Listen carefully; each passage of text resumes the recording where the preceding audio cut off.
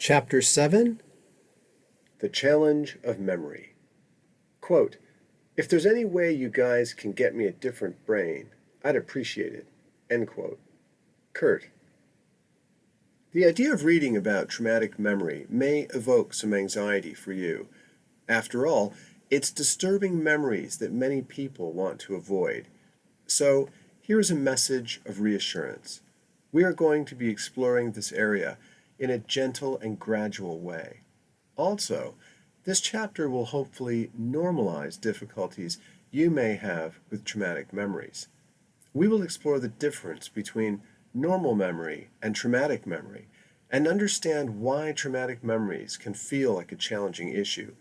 We will look at the difference between protecting yourself from memories and processing memories, and explain why it's important to be able to do both. We hope this chapter will aid your understanding and provide you with more confidence in managing the effects of traumatic memories. Appreciating the complexity of traumatic memories.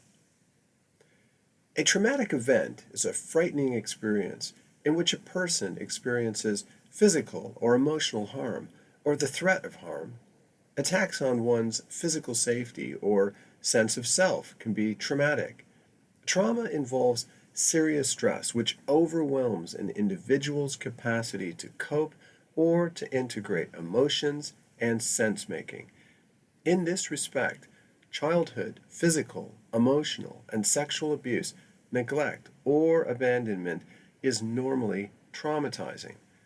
The emphasis here is on the word normally.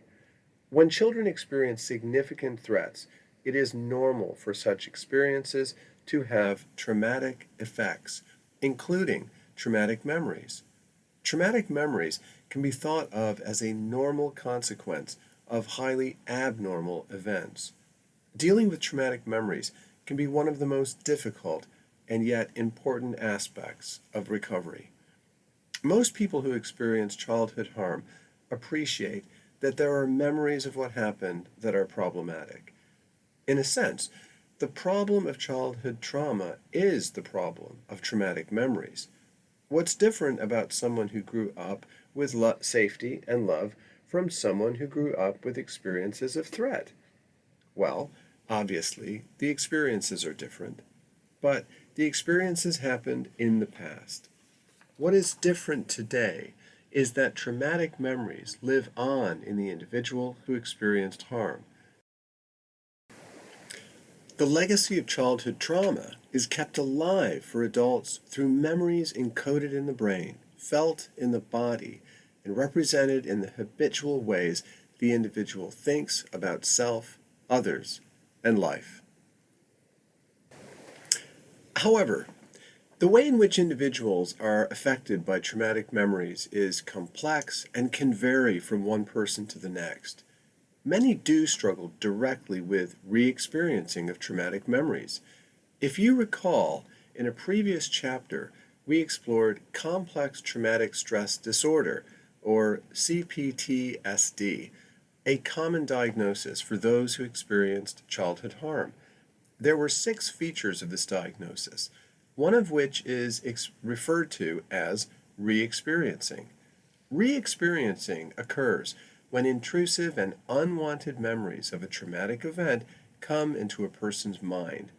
The memories often come with difficult emotions, distressing physical sensations, and disturbing thoughts.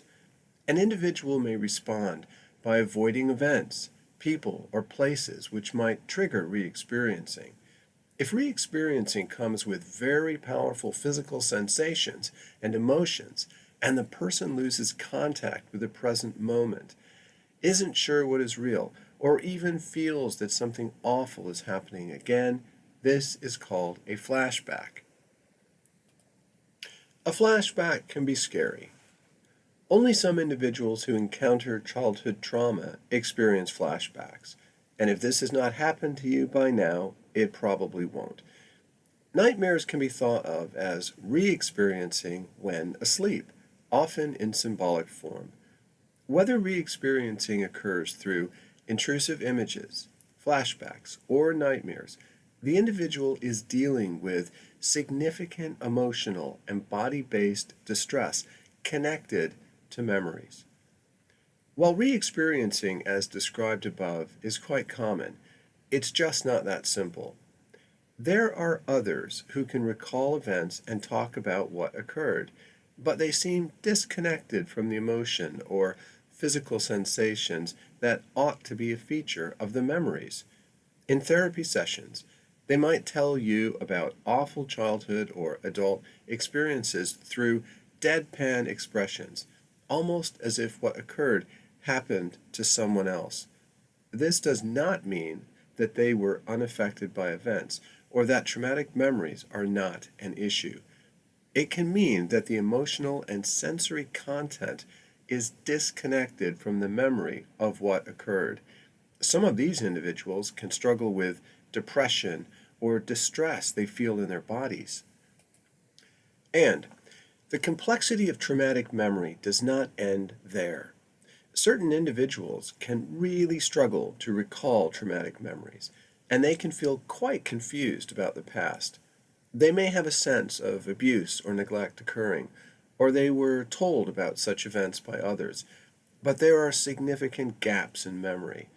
In more extreme cases, certain traumatic memories are completely repressed in ways that the individual does not consciously direct.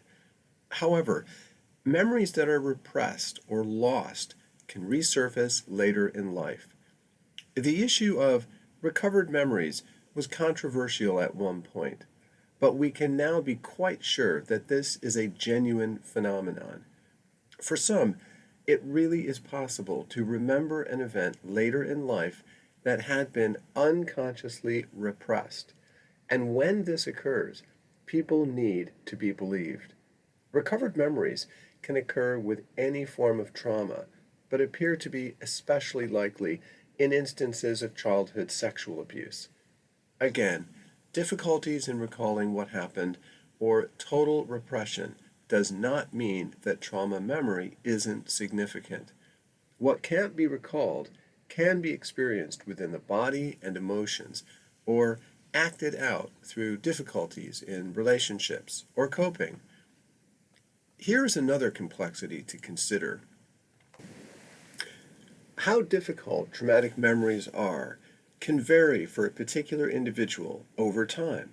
For periods in their lives, often when things are going better or they are in a good relationship, traumatic memories may ease up or even disappear.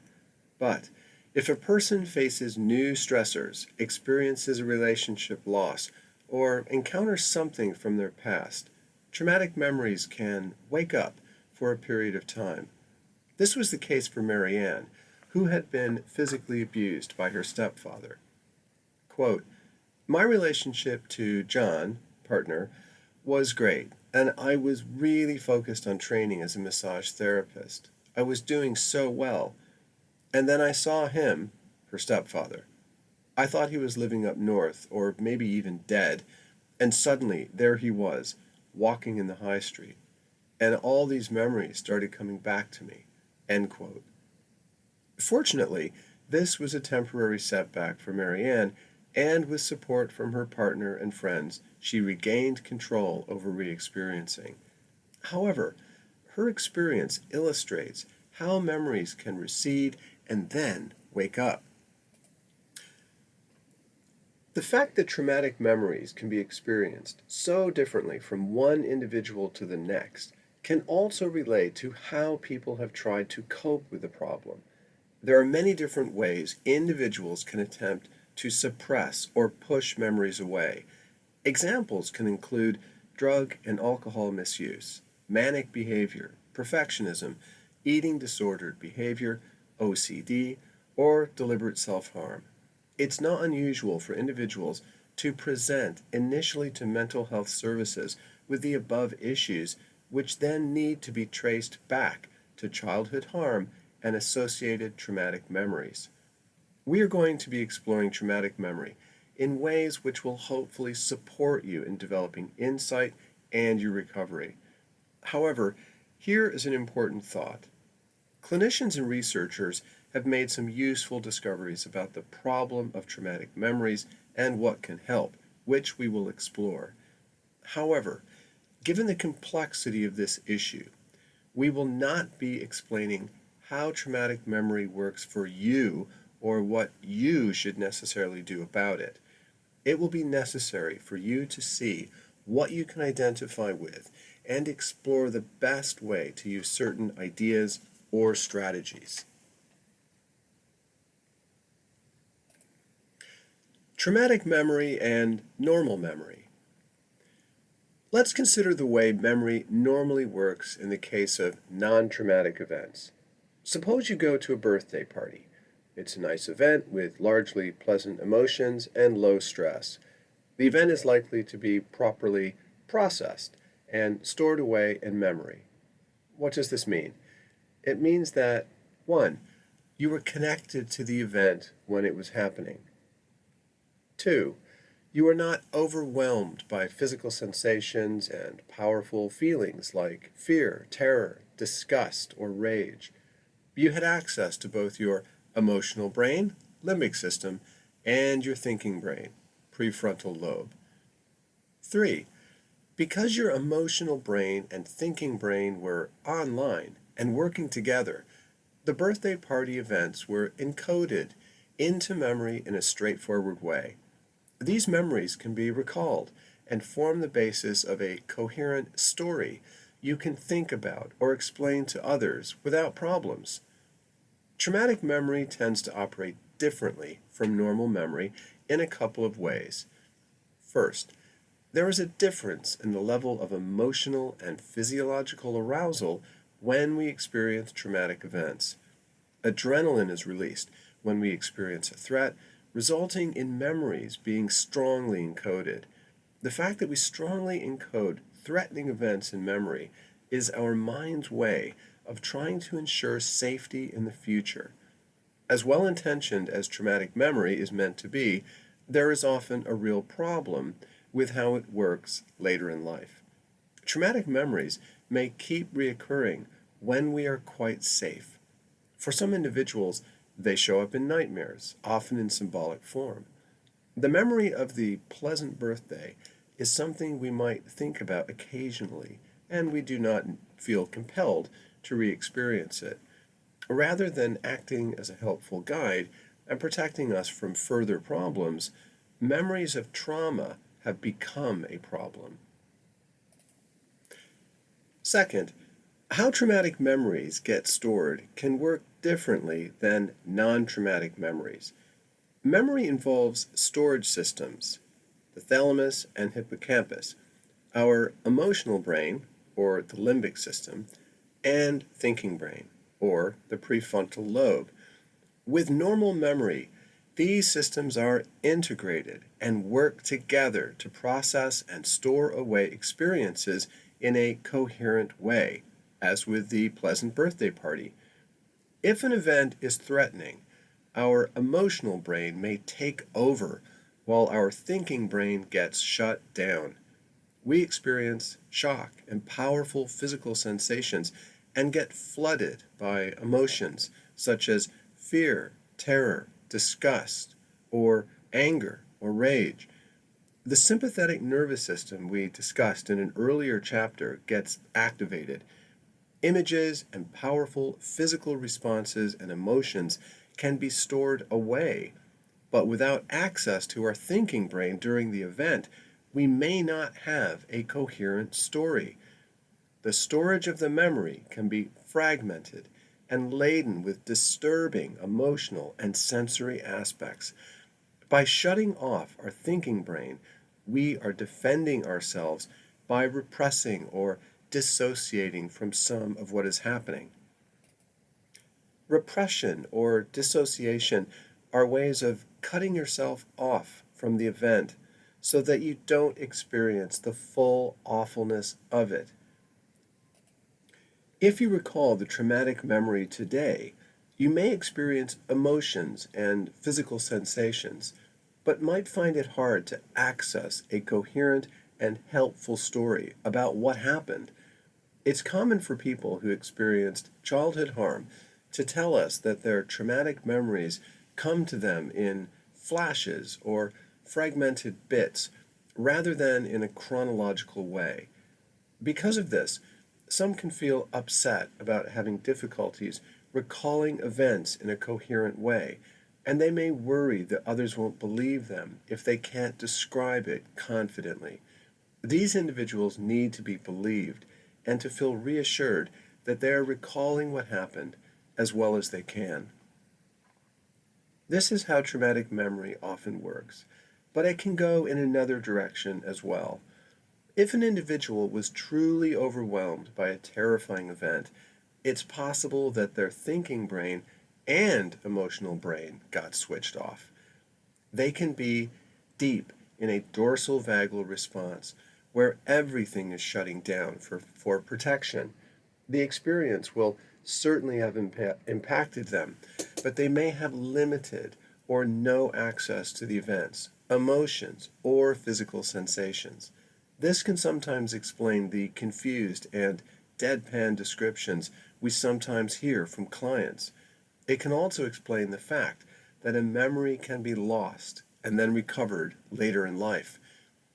So, when an individual experiences trauma, the emotional and thinking parts of the brain found it hard to work together so that a memory could get stored away in an integrated and coherent fashion. In other words, the event wasn't processed thoroughly at the time. The result is that later in life, the individual does not simply recall the event, they may re experience it.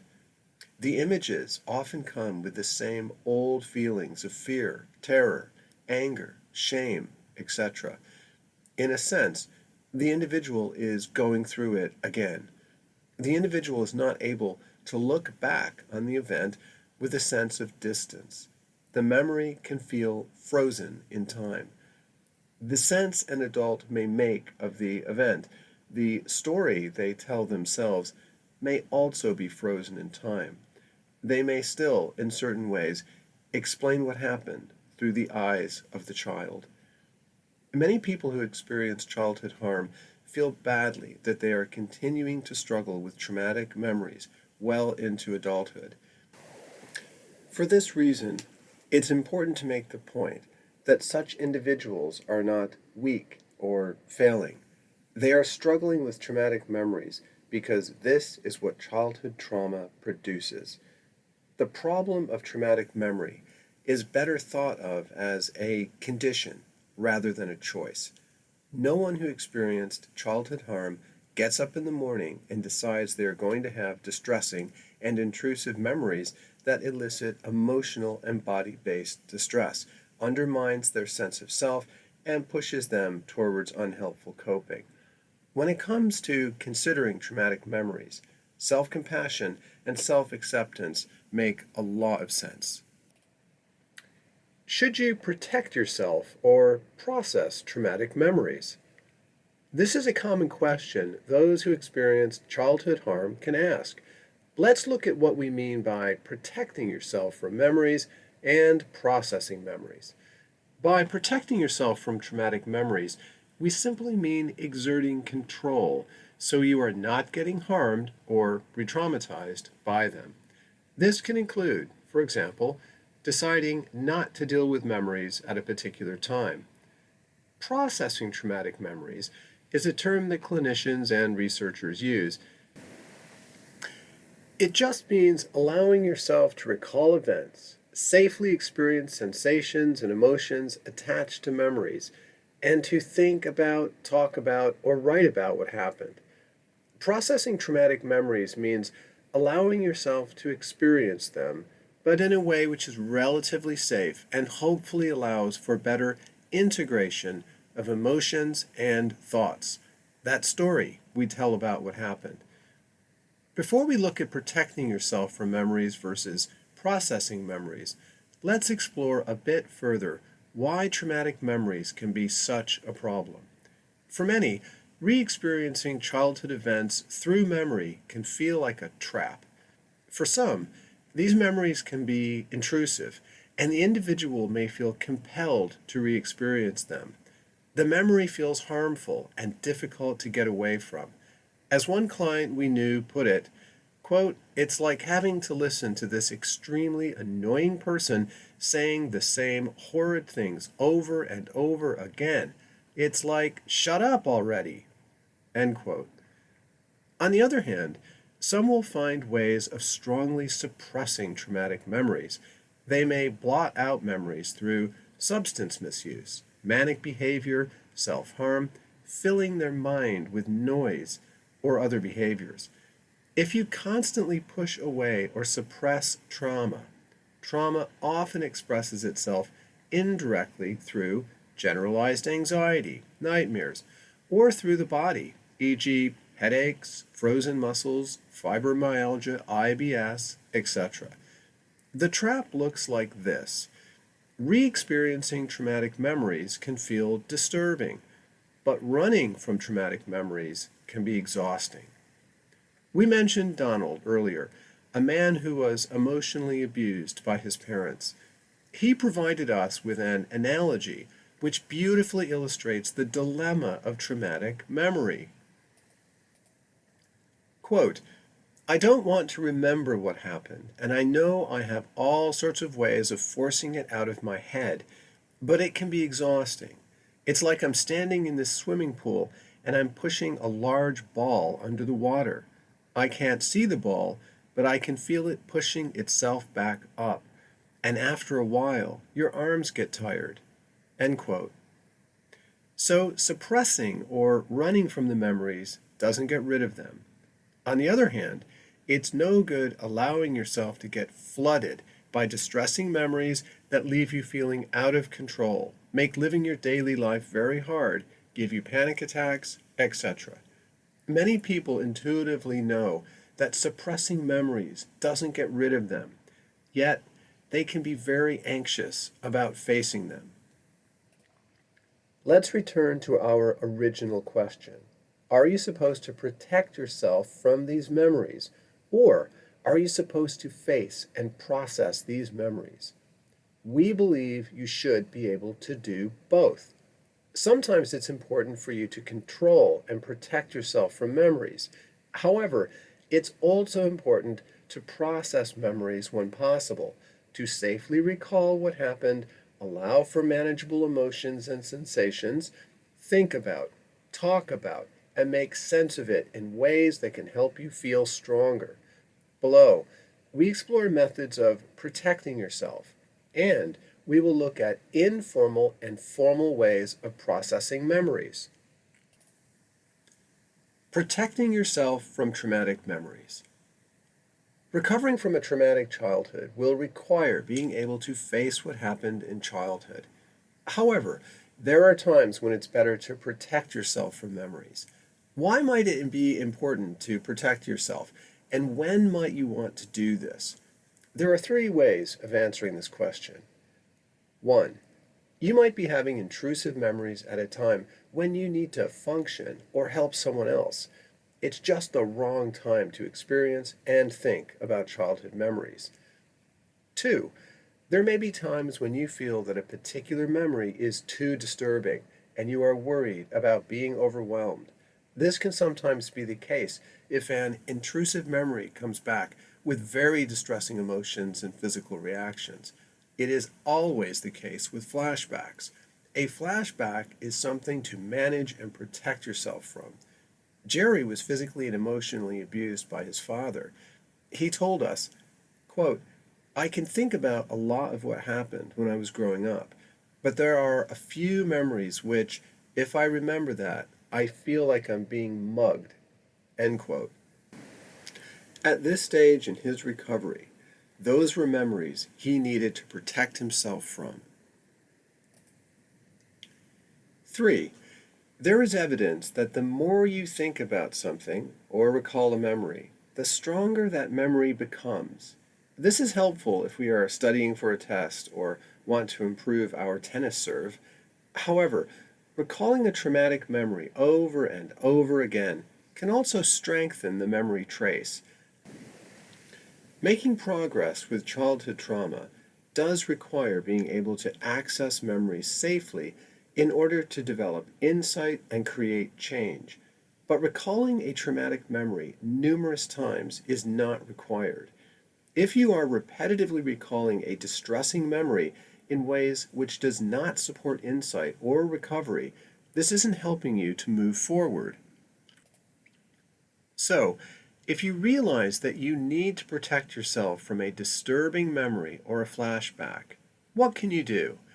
Below are some strategies to consider. Perhaps some will appeal to you more than others. Practicing them when you need to can provide feedback about what works best. Distance yourself from a memory. Sometimes an intrusive memory can come out of the blue, and it's difficult to know what triggered it. Other times it's quite obvious what is triggering the memory. If you feel it's best to protect yourself from the memory, you can get distance from the memory. If the trigger is something you hear on TV or radio, you may want to turn it off or switch the channel. If you see someone in the street that triggers you, you may want to avoid them. If it is something in a magazine you are reading, you just may want to put it down. Many will do this naturally as it just makes sense. Use an anchoring object. Intrusive images or flashbacks pull you out of the present moment and into the interior world of memory. Some people will use an anchoring object, sometimes called a grounding object. It's ideal if the object is something small enough to fit into a pocket or purse. If the object has personal and pleasant associations, that helps. It might be a small stone, a gift from someone important to you, a ring, a small stuffed animal, etc. If it's a good time to protect yourself from intrusive memories or a flashback, then holding, feeling, and looking at the object can get you out of your head and into the world again. Using movement. When a person is sucked into an intrusive memory or a flashback, it can feel like everything stops.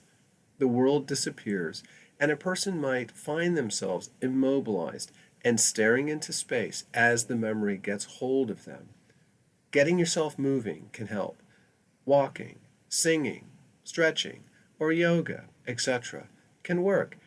Intrusive memories or flashbacks disconnect you from your body and the world. Movement can shift you out of the internal space of memory and get you reconnected. Grounding exercises.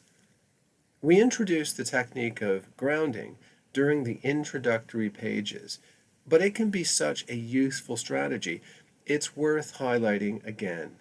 Grounding can be handy for intrusive memories, but it's especially useful for flashbacks.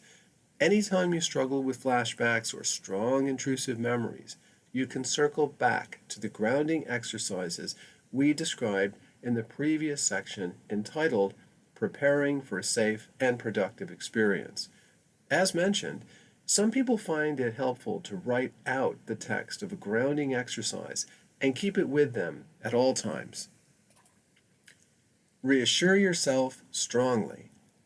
Intrusive thoughts and flashbacks can leave individuals feeling that something awful is happening right now and that they won't be able to cope. They need reassurance that they will get through it. Michelle was prone to strong, intrusive memories and even flashbacks when she was strongly triggered. To prepare herself for these moments, she wrote a reassuring statement on a 3 by 5 inch card that she kept in her purse and would read if she had a powerful, intrusive memory. Her text went like this: "What's happening is not real. This is just a strong memory I'm having. This is really upsetting, but I'm safe, and nothing bad is happening to me. It happened a long time ago, and it's not happening now. I'm completely safe right now. This will get easier in a few minutes, and I will feel okay again." She didn't need to use the card that often, but just having the card with her offered some reassurance. Breathe and relax your muscles. An intrusive traumatic memory will kick breathing and muscular tension into high gear. If you really focus hard on slowing breathing and relaxing your muscles, it serves not only to distract you from the memory, but also to calm down the physical or emotional response.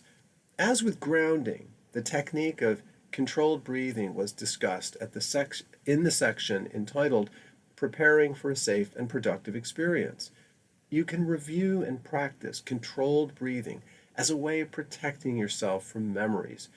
If you can manage it, combining controlled breathing with other strategies found here can help too.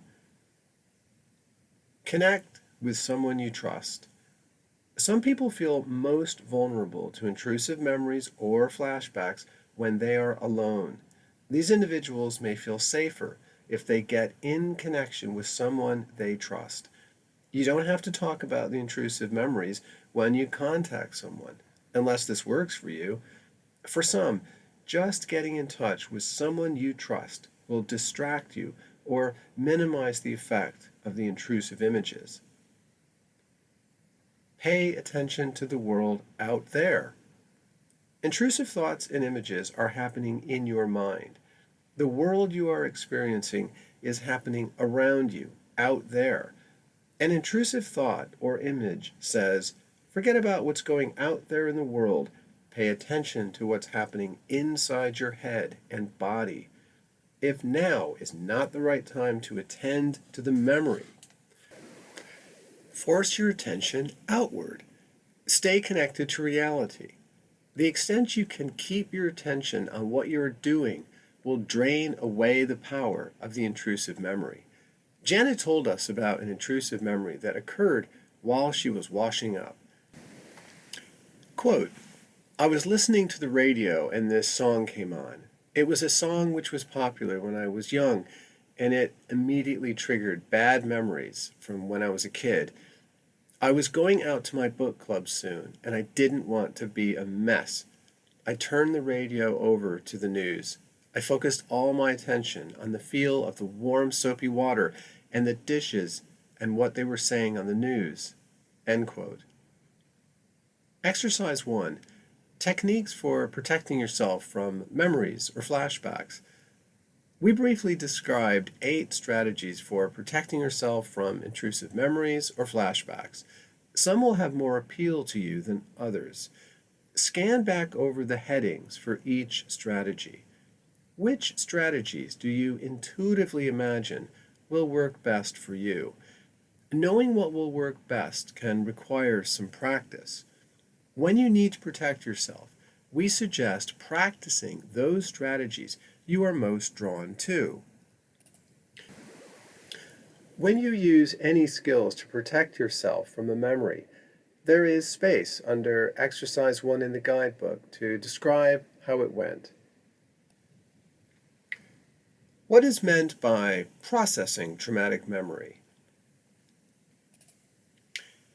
Processing a traumatic memory may sound technical or complicated, but it's quite straightforward. Processing traumatic memories involves 1.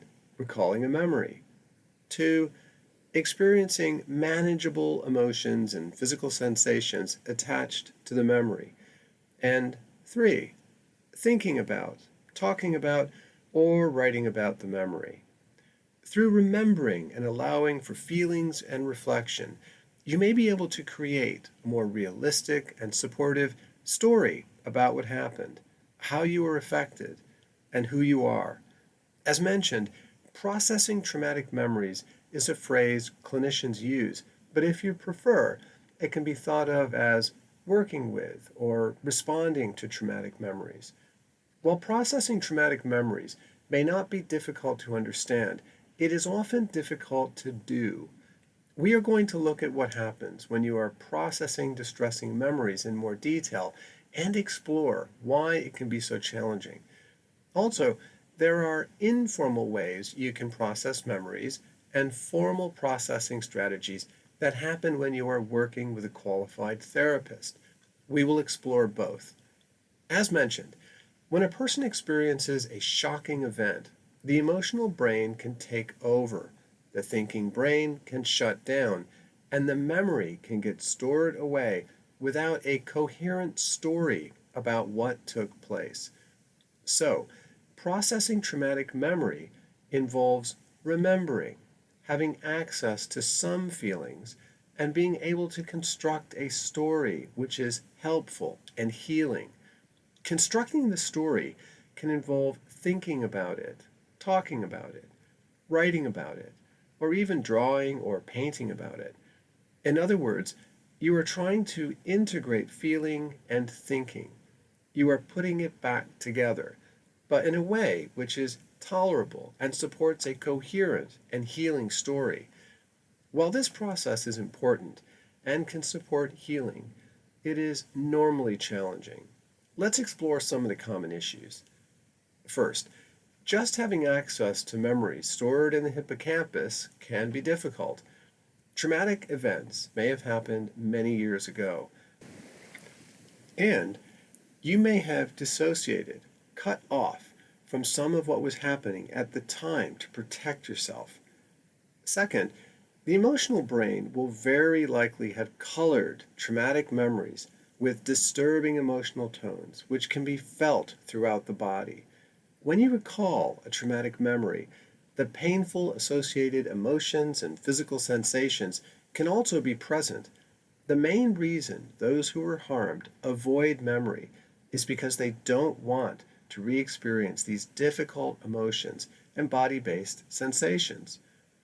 Third, being able to think, talk, or write about an upsetting memory in healing ways through the use of the frontal lobe can be challenging. Even if a person can begin reflecting on a traumatic memory, previous stories featuring self-blame, guilt, shame, etc., may just override more supportive and recovery-focused ways of making sense. Robin was a woman who experienced neglect and emotional harm within the family home before being abandoned to an aunt at 8.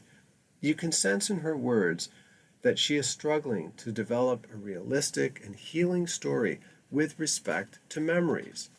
Quote, "The fact is, no one wanted me. I was always just a problem.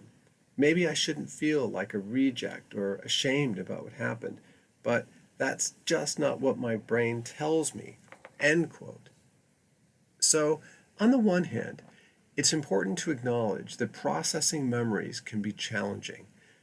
On the other hand, if you are able to process memories with reasonable safety, there are good reasons to do it.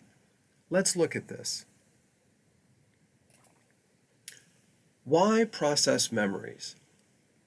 If you are going to deal with painful memories, it can be helpful to know what the point is. Why allow yourself to recall an event which was disturbing and has led to a number of psychological problems in later life? Wouldn't it be better to try and never think about what happened again? The problem is that continually forcing the memories away can be exhausting. Recall Martin's description of holding a big ball underwater. An important reason to process traumatic memories is to reduce the negative impacts they are having on your sense of self and life experiences, to feel a greater sense of control. The collegial team of Christine Courtios and Julian Ford are highly respected academic authorities on complex trauma.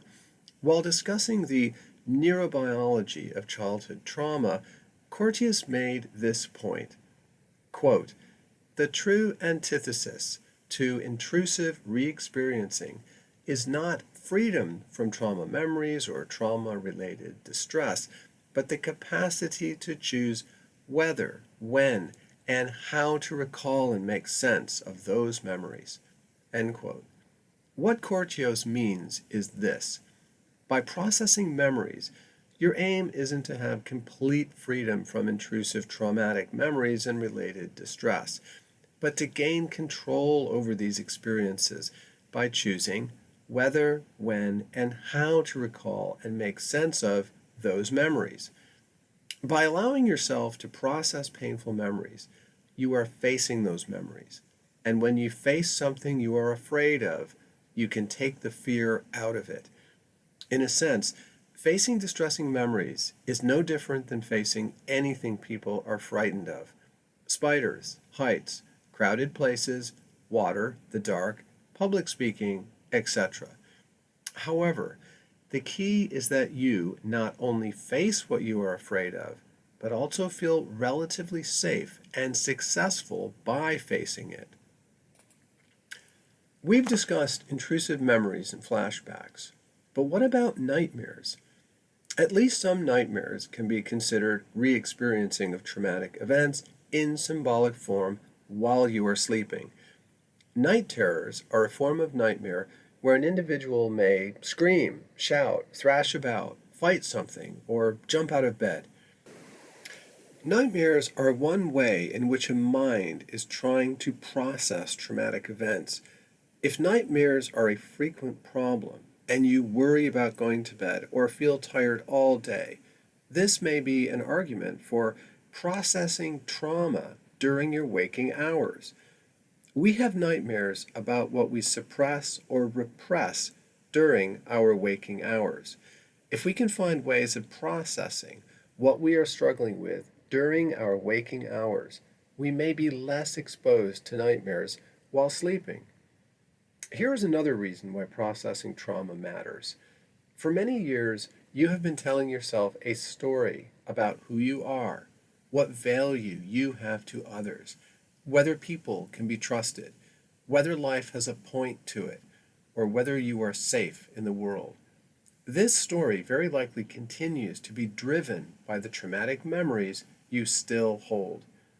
It's as if the traumatic events and the memories they produced are co-writers of this important story you are telling yourself.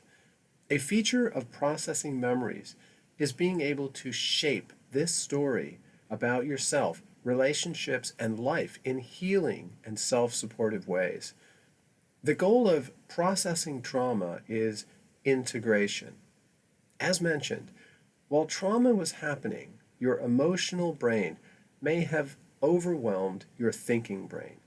When you recall the event today, it may therefore come with the old, disturbing, emotional and body-based distress. But there is no realistic and healing story which can support you. This is why it's called re-experiencing.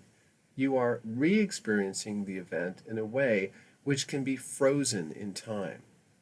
Processing heals this split between the emotional and thinking brain so they can work together. This may help you feel like you are in one piece. The experience is more integrated. Processing memories takes practice and patience, but with practice can come a growing confidence that you can look at your past with safety, success, and a sense of integration. Processing memories informally. There are formal methods of trauma memory processing that occur when you are working with a qualified therapist. Later in the chapter, we will describe two of these models. For some people, or for certain memories, doing trauma memory processing with a therapist may be a good idea. However, many people can work at processing memories informally, on their own, or with someone they trust. If informally processing traumatic memories seems daunting, here's something which needs saying. Surprise, you're already doing it. In your own way, you've probably been doing it for years. Let's remind ourselves what processing difficult memories involves. 1. Recalling an upsetting memory. This will often happen automatically. You're walking the dog, taking a shower, watching a film, and boom, the memory is there. Or it's possible for you to decide to recall a memory to process. 2. Having access to the emotions and physical sensations which come with the memory, but in a relatively safe and manageable way. 3. Reflecting on and making sense of the memory in a way which feels helpful. This can involve thinking about it, talking about it, or writing. The point is to create a story which feels realistic and healing in respect to the memory. You may not have used language like processing traumatic memory, and you may have not divided it into 3 steps, but it's likely that you can identify with this process. You have probably had many occasions where you find yourself recalling something painful from the past, experiencing associated emotions and physical sensations, and trying to make sense out of it. That's informally processing a traumatic memory. In this respect, processing memories is not new. This chapter may just be supporting you with the challenge from a particular perspective. Also, reading this guidebook and doing related exercises will no doubt stir up difficult memories, associated feelings, and physical sensations. And you will find yourself making sense out of these memories. So just engaging with the program encourages you to process memories from a number of different perspectives. When might you informally process a painful memory? If the memory just spontaneously appears and it's a safe and good time to deal with it, you can work with it in the moment. Or you can sit down when it's quiet and decide you are going to recall a difficult memory and work with it. You can work with the memory on your own or talk through the process with someone you trust. It may feel weird at first to think of working with memories in this way, but it can feel more natural as you practice. If this all sounds too theoretical, Mary's experience of informally processing a memory may make it feel more real. She described it like this, quote, I was sitting in the car in a supermarket parking lot, and this guy walks by who looked like my stepdad. This memory comes into my head of when I was about 12 and I'd got a bad report card, and my stepdad is just screaming at me, his face all red. I feel scared again and kind of frozen, just sitting in the car remembering it. I can recall how stupid and useless I felt. My breathing is going fast, and I slow it down, breathing deeper. I know I need to see this differently. I'm feeling more angry now at my stepdad, and I think he shouldn't have screamed at me like that. I wasn't stupid. I was having problems learning because I had dyslexia, and nobody even knew it. Somebody should have taken the time to talk to me and to help me. I wasn't bad. I just needed help. End quote. This was an intrusive trauma memory that got triggered and happened spontaneously.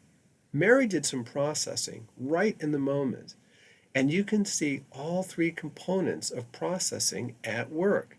She recalls the memory and accesses feelings and physical sensations that happen quite automatically.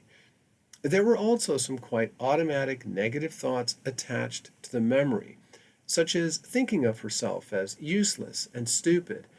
But there is this moment where Mary starts to take control of how she wants to think about the memory, her stepdad, and herself. She begins to see events in a way that is realistic, self-supportive, and healing. She is shaping a story to support her recovery. Concerning this intrusive memory, all Mary needed to do was to think about it in a particular way. In addition, some people may find talking through how they see it with someone they trust helpful, or writing about it.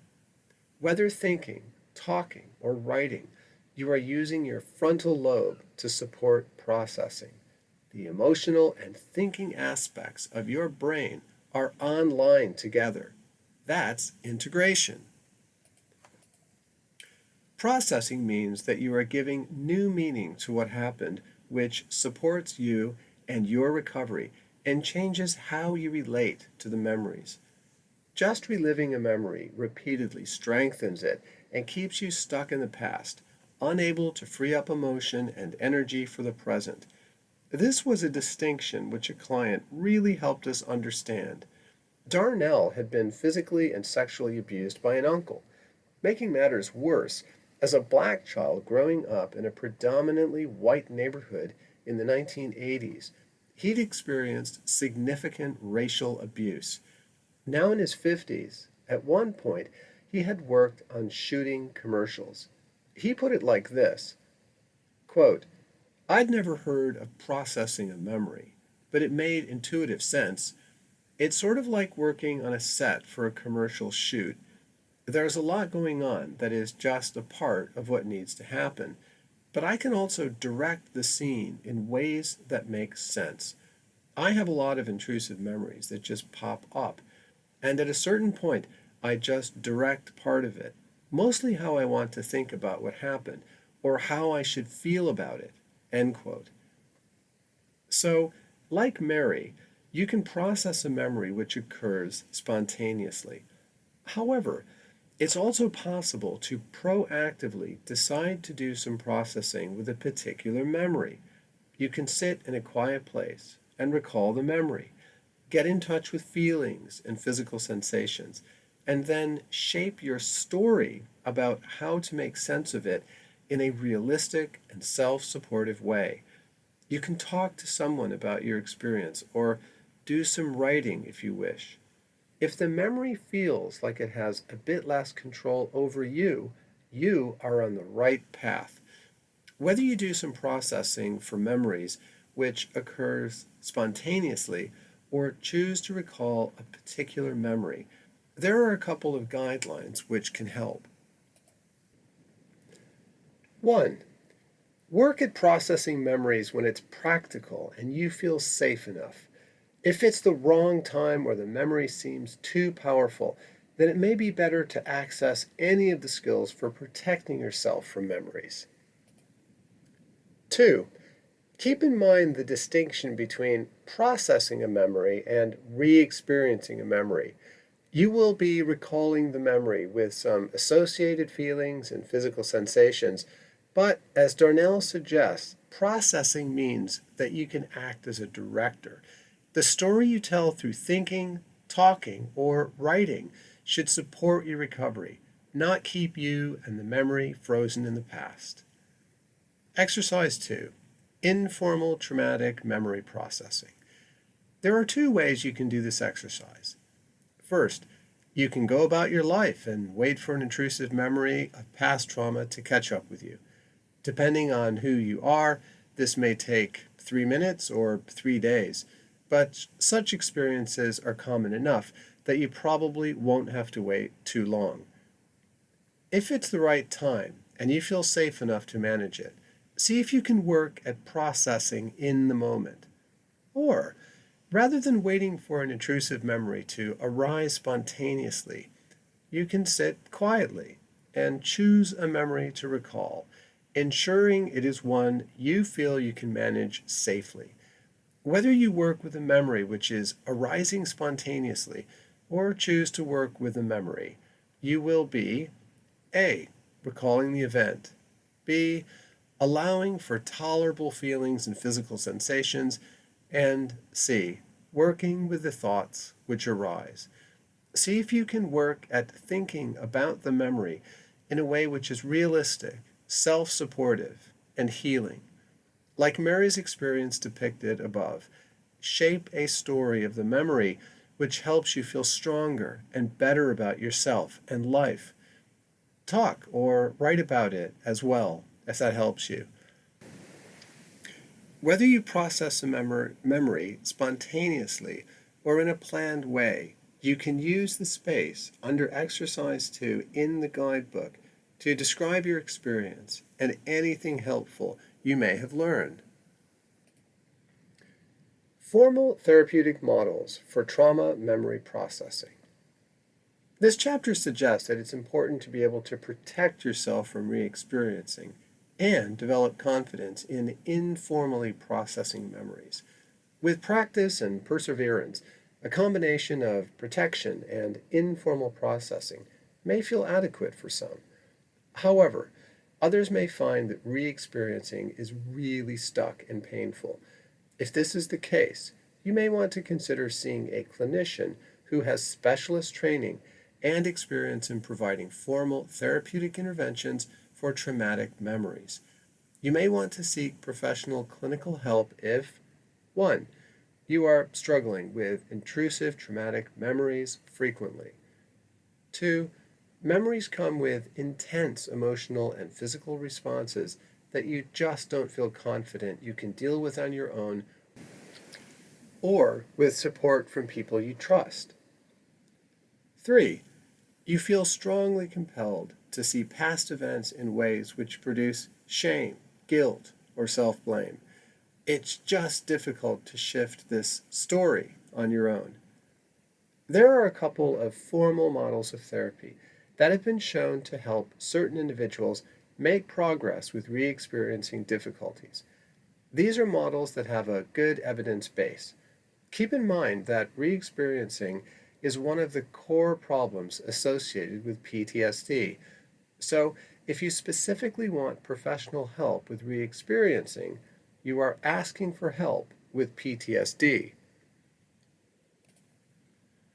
Trauma-focused cognitive behavioral therapy, or TFCBT. Trauma-focused CBT has been established for decades, is evidence-based, and is one of 2 recommended therapeutic interventions for PTSD in the UK by the National Institute of Care and Excellence, otherwise known as NICE. Therapy is typically 8 to 25 sessions. There are a variety of techniques which you and your therapist may use. With TFCBT, you will likely be exposing yourself to traumatic memories in a safe and gradual way with a view to processing and overcoming their painful impacts. A therapist offering TFCBT should thoroughly explain from the outset what therapy will involve, the therapist and client's roles, any risks, and potential benefits. Eye movement desensitization reprocessing, or EMDR. Eye movement desensitization reprocessing has been established for many years, is evidence-based, and is recommended for PTSD by NICE. As with TFCBT, an EMDR therapist should thoroughly explain what therapy involves, the therapist and client's role, any risks, and potential benefits. Clients will be asked to recall traumatic memories while making rapid, precise movements of their eyes that the therapist facilitates. We don't know precisely why EMDR is helpful. However, it's thought that through the use of rapid eye movements and guided instruction, trauma is reprocessed in a manner that allows for a greater sense of control over disturbing emotions and sensations. This ends the audio for the chapter called The Challenge of Memory.